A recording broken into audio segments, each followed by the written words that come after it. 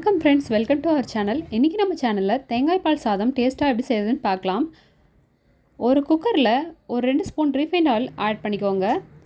அதில் 1 ஸ்பூன் நெய் ஆட் பண்ணிக்கலாம். இதோட ஒரு 2 பட்டை துண்டுகள், ஒரு கிராம்பு, ஒரு ஏலக்காய், ஒரு பிரிஞ்சி இலை ஆட் பண்ணிக்கலாம். இது ஓரளவு பொரியட்டும். இதோட நம்ம நீல வாக்கில் கட் பண்ணி வச்சுக்கிற ஒரு பெரிய வெங்காயத்தை ஆட் பண்ணிக்கலாம். இப்போ நான் செய்ய போகிற அளவு வந்து ஒரு 2 பேர் சாப்பிட்ற அளவு இருக்கும். மதங்கிட்டு இருக்கும்போதே இஞ்சி, பூண்டு, 2 பச்சை மிளகாய் சேர்த்து அரைச்ச பேஸ்ட்டை ஆட் பண்ணிக்கலாம். இது ஓரளவு வதங்கட்டும். வெங்காயம் மதங்கிட்டு இருக்கும்போதே ஒரு மூடி தேங்காயை துருவி தேங்காய் பால் எடுத்து வச்சுக்கோங்க. கிளாஸ் பாஸ்மதி ரைஸை தனியாக ஊற வச்சுக்கோங்க. இதோட நம்ம புதினா இலைகளை கொஞ்சம் ஆட் பண்ணிக்கலாம். இப்போ வெங்காயம் நல்லா வதங்கிடுச்சு. இதோட நம்ம ஏற்கனவே எடுத்து வச்சுருக்கிற தேங்காய் பாலை ஆட் பண்ணிக்கலாம்.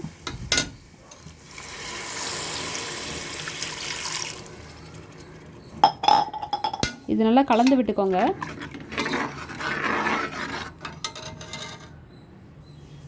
இதோட தேவையான அளவு உப்பு ஆட் பண்ணிக்கோங்க.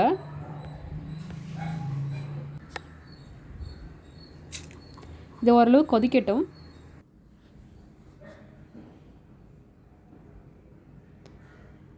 இந்த டைமில் நம்ம ஊற வச்சுருக்கிற பாஸ்மதி ரைஸை ஆட் பண்ணிக்கலாம்.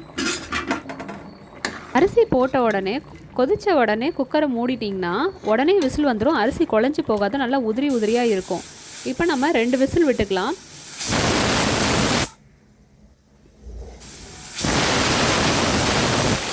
இப்போ குக்கர் ஆஃப் பண்ணிடலாம். இதோட நம்ம எடுத்து வச்சுருக்கிற முந்திரி பருப்பை நெய்யில் வறுத்து ஆட் பண்ணிக்கலாம். பாருங்கள், சாதம் எவ்வளோ உதிரி உதிரியாக வந்திருக்குதுன்னு. சுவையான தேங்காய் பால் சாதம் ரெடி ஆகிடுச்சு. இதோட நம்ம ஏற்கனவே எடுத்து வச்சுருக்கிற முந்திரி பருப்பை ஆட் பண்ணிக்கலாம்.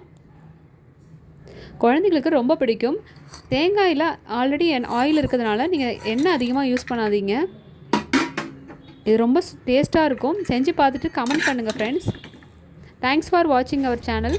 ப்ளீஸ் சப்ஸ்கிரைப் வண்ண சமையல்.